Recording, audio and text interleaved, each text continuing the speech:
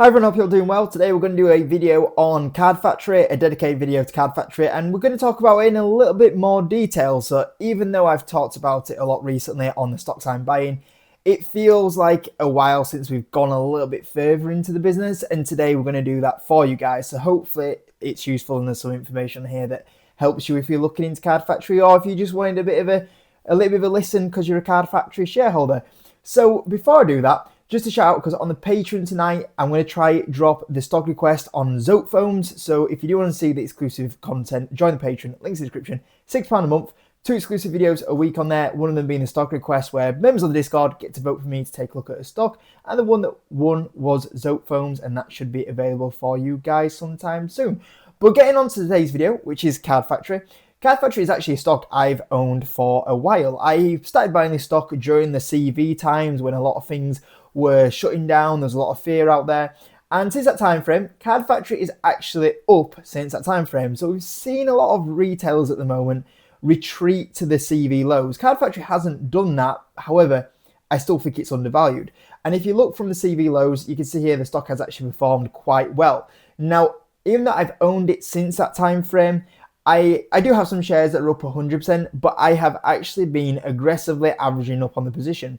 And because I've been averaging up on the position so aggressively, I'm actually about break even on my Card Factory position. And you can see here from a very young looking me there. That was me before it went through the 2022 stock market crash, and then it's aged me completely. But since that time frame, all I've seen is the stock improve financially. And even though the stock has had some reflection on the share price of that happening, I still believe that Card Factory is actually relatively an undervalued stock, and today we're going to go through the reasons why I believe that. So looking at the moment, 7 times earnings, realistically it's probably not going to be 7 times earnings in right now.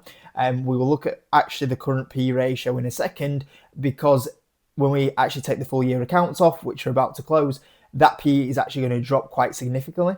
But even on a 7 times P ratio, I'd still say it's an undervalued stock, but it's actually probably even lower than that. You are picking up nearly a 7% dividend yield, which is something amazing. You know, to actually just buy this stock, and you know what, let's say the stock does nothing for the next 5 years, you'll be disappointed, 100%. I'll be disappointed if the stock does nothing for 5 years. But at the end of 5 years, what I'll be able to do is I'll be able to look back and go, yeah, it was a bit disappointing, but I still made 7% a year from the dividend alone. And I think there's a lot of room for that dividend to get hiked up going forward as well, which obviously 7% is okay. You know, when you look at like buy-to-let properties, some buy-to-let properties, the return offering on them is close to 7%. You look at the S&P 500, the average S&P return before the last 5 years where it's gone absolutely ballistic, the average return in the S&P 500 is what, 9-10% a year? So yeah, you'd maybe underperform the S&P from a dividend point of view, but it's not going to be a total loss. Now, I actually think with the share price return as well, it'd be a lovely combination of a really fantastic dividend yield and share price return.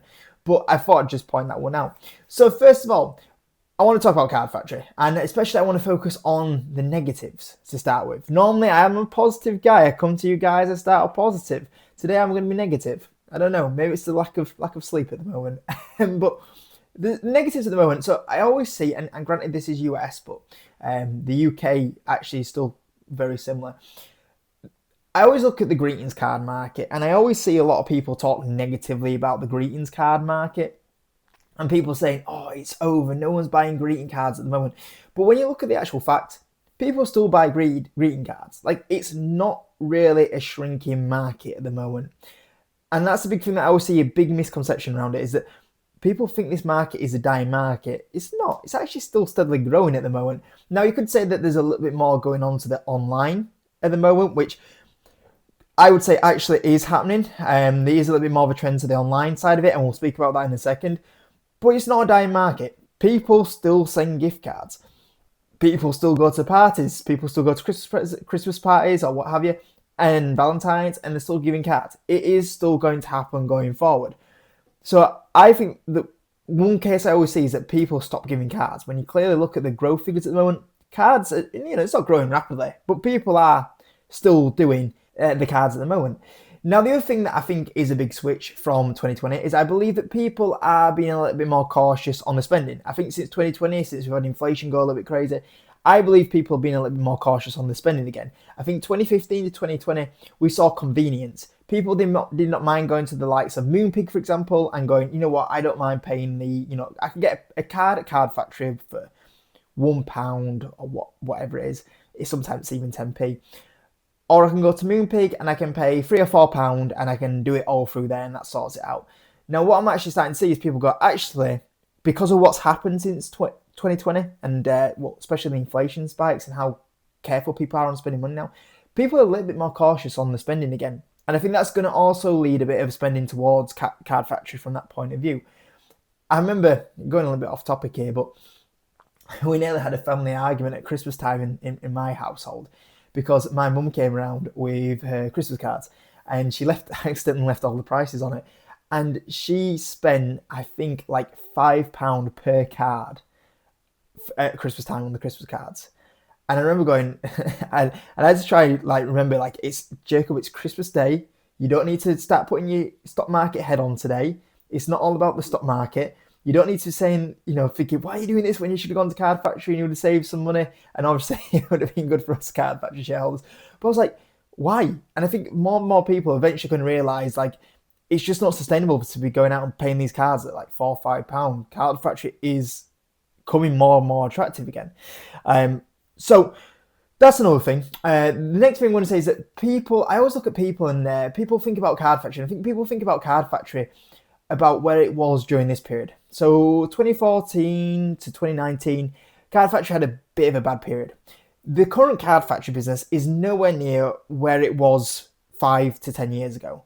That was a bad time for Card Factory. They made a lot of mistakes. They had a management team in that was making poor decisions. They've now got a management team in under Darcy Wilson, who has done a fantastic job since 2021. That 5 years is that how the business was managed during that time period is how high street retailers go bankrupt. But the CV situation actually saved them. And they were able to come back a lot stronger since the CV situation. And I think people don't realise that this is not the business from 5 years ago. The problem they had 5 years ago is they were starting to load up a balance sheet that was increasing debt rapidly. So you look at the debt, it went from 119 million up to 177 million. What was happening as well is they were draining the cash down. You look at the cash balance and the cash was sitting on the skin of the teeth, 3 million. Now, if you look at the cash pile now, the cash pile has increased rapidly. We're up to 26 million in cash. What's happened as well is they've actually paid the debt down nicely as well. They paid the debt down from 174 million down to 99 million. The debt has halved massively and the cash pile has gone up. The reason why they've been able to do that is because in 2015, 2019, the company got in a really bad cycle because what they were doing is they were paying dividends out that they could not afford to pay. And if you look here, they were paying big, massive dividend yields and dividends out and taking debt on to do this that they couldn't really afford. Now, it was great having a 10% a year, but this was on the verge of bankrupting the company. Now, thanks to COVID, it actually threw the stock into a place where they had an excuse to not pay the dividend. And because they didn't pay this expensive dividend, they were able to start building the cash up again. They were able to pay that debt down again. And it made the company a lot stronger. Now they're back in a place where they can actually pay the dividend at the moment, which is great. And actually, if you do, I'm kind of jumping ahead here a little bit. But if you actually look at the dividend right now, the dividend at the moment is around about 0.04 pence. If you look at what they were previously paying, the dividend that they were paying previously was like 5 times what they were paying previously. So now that the company is going back to the levels of profitability that it used to do as well, before the whole CV times, it shows you that there's probably even big room that the dividend can get hiked up a lot going forward as well. And when you look out an earnings payout ratio to shareholders, they're currently paying about 48% out. So there's definitely a lot of room to hike out at the moment. And they've got cash payout to coverage of 13% as well. Now, the next thing I want to say is it's quite easy to get frustrated with Card Factory share price movements. Because when you look at the share price movements, I don't think I've seen a stock move like this. If you look here, the stock kind of stays stagnant and then it has it shoot up in share price. It stays stagnant, it has a shoot up in share price. It stays stagnant again, we'll see what happens. Card Factory has always, in the last few years, had a stagnation in share price and then a jump. And that's the thing with investing. You've got to have patience sometimes. You've got to have the patience for the share price to finally start reflecting in financials. And at some point, I think we will have that share price jump again. But it is tough. I've seen it before. I saw during this period where people were giving up on this stock and going, I give up on this stock, it's doing nothing. And then if you gave up, then you missed the jump. I saw it again. People right now, people getting a little bit frustrated. They've had to wait on a stock for 2 years that's done nothing, and it can get frustrating. But as the financials improve, the share price will eventually reflect it on the stock price. Now, what's going on at the moment, you can see here there was a little bit of a pop-up right here, and the stock did rally up a little bit, and I thought this was going to be the next step up in the share price, but then it dropped down again. So why did that happen? What is that latest drop for? Well, I think the fear around at the moment is because of the NI situation. Now, I'm sure you've heard me bang on about it so much on the YouTube channel already, so I'm going to try cover it really quickly for the guys that have been here a lot. Basically, the new government's come in and they want to raise taxes. One of the ways they're going to raise taxes is by changing the national insurance and the way that's paid. So companies at the moment will have to pay a bigger contribution to the NI.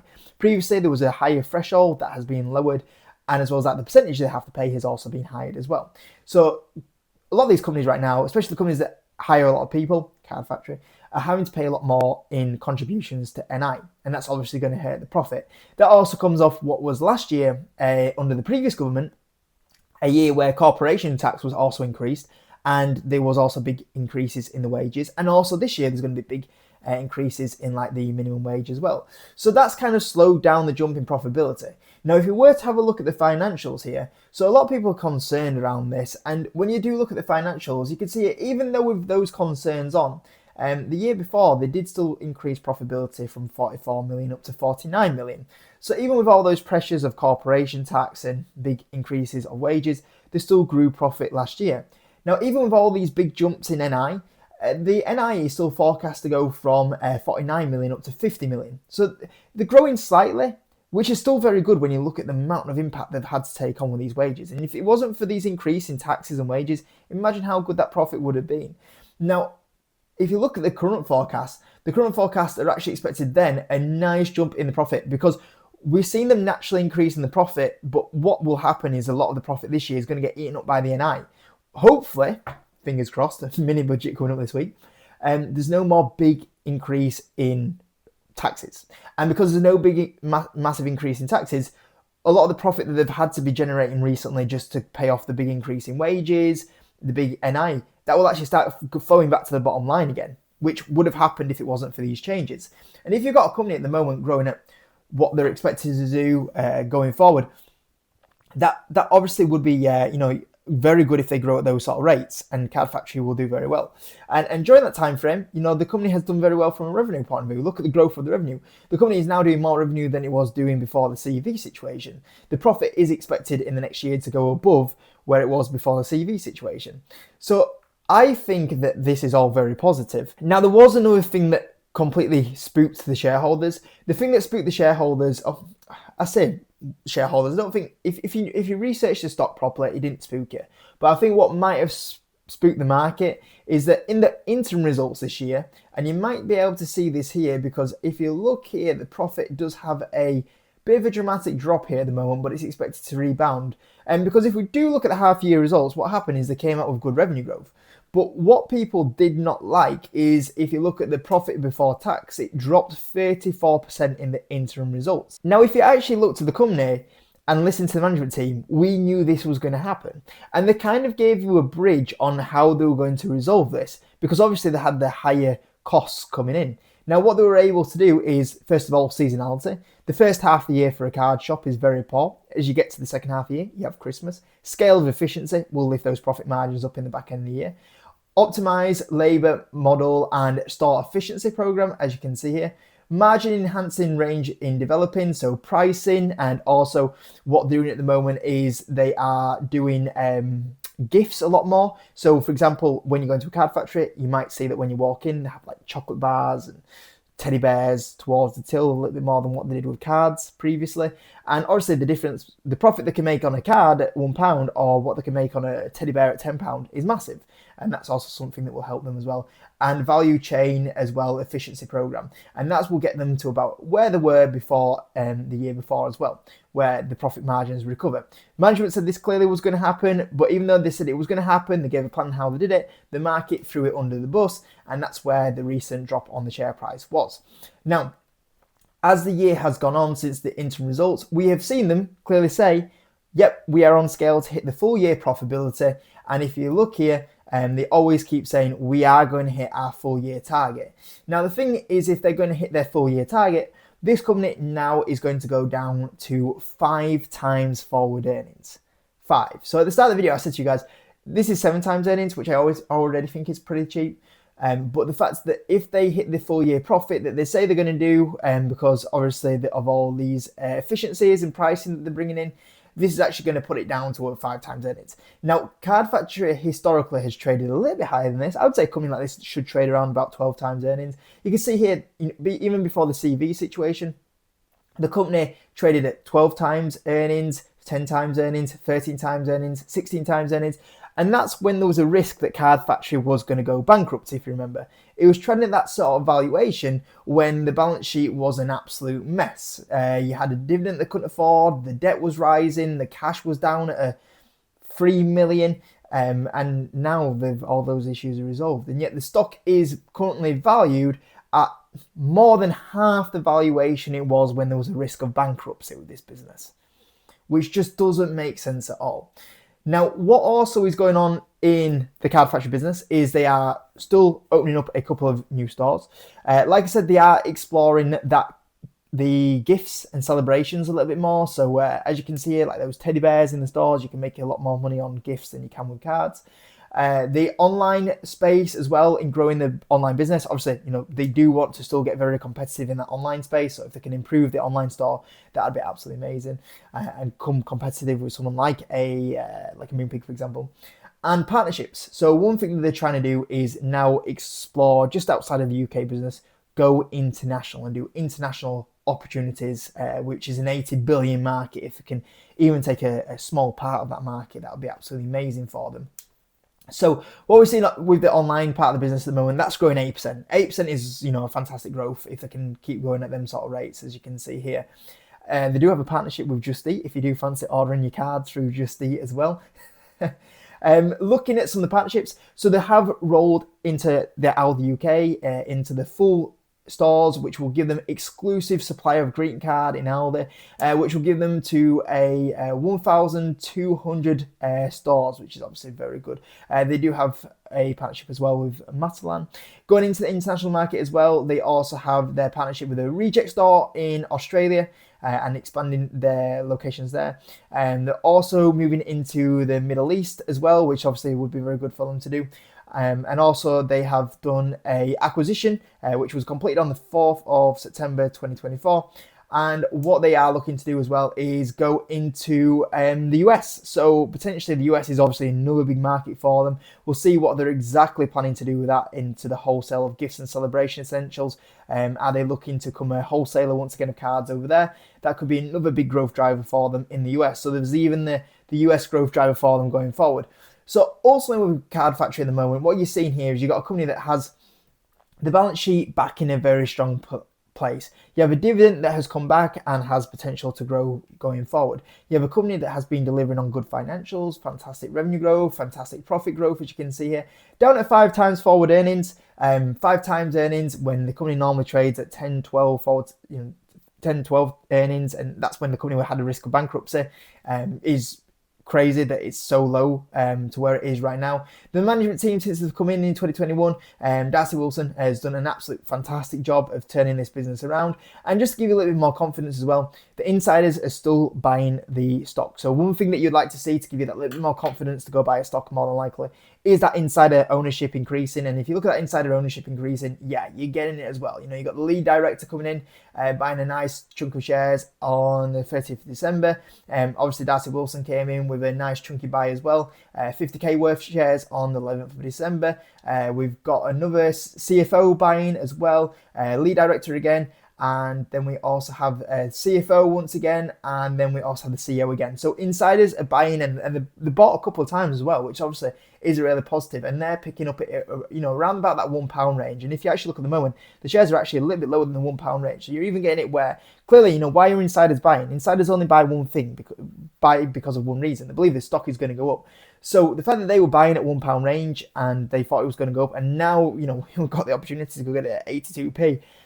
I think it's very, very interesting as well. So let's run some numbers overall. So I've not factored in a 7% dividend. Obviously put that in on top, because obviously a 7% dividend over 5 years would be 35% alone. So you get 35% return on top of this. But I've put 2, 4, 6% revenue growth in, which obviously is still not crazy amounts of growth.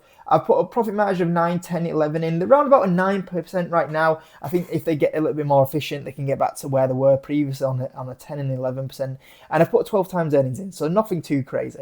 Looking at that, even on the low side, even with just staying at the current profit margin and 2% revenue growth, this is where I really like a stock. When I'm even on my low numbers, I'm seeing 100% upside on this, 120%. Now that's obviously as well, that's not factoring in the dividend on top. If you factor the dividend on top, that's 150% return. Mid side 165, and on the high side, if they really do execute, you get 200% upside. And then you add your dividend on top of 35%, 250% upside. That's absolutely crazy. So, I'm really happy to buy Card Factory, because even my mid case and my low case, I'm still seeing mega amounts of upside. I cannot believe a company of Card Factory at the moment, with how much progress they've made under Darcy Wilson, is 5 times forward earnings. It just doesn't make sense at all.